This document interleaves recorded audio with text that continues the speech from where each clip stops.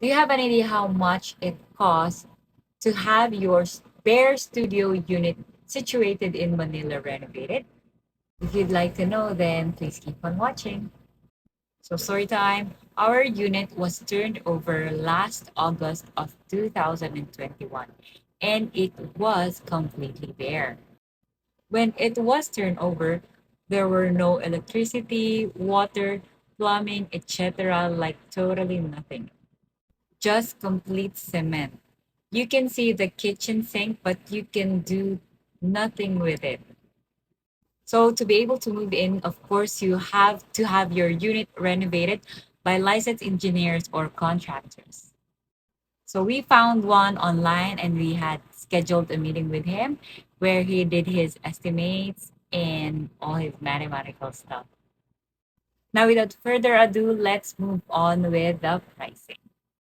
First, we had to pay the contractor the design fee, which costed us 15,000 pesos. That pricing was made last 2021, but that design fee will be deductible to the total contract price. After the designs and paperworks were complete, we then had to apply for renovation and we had to pay for the construction bond, which costed us 50,000 pesos.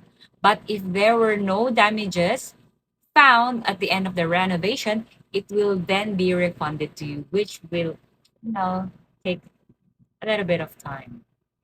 Then we also had to pay for the technical fee, which costs 15,000 pesos, and sprinkler adjustment that has to be done in house. So we had to pay 5,000 pesos for that, and waterproofing for 6,500 pesos.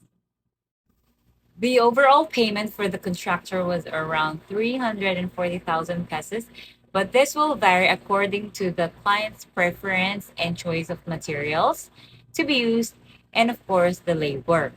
There will also be additional payment if you exceed the condo's 30-day construction, which we did exceed, and that was another 10,000 pesos, but that one was shouldered by the contractor.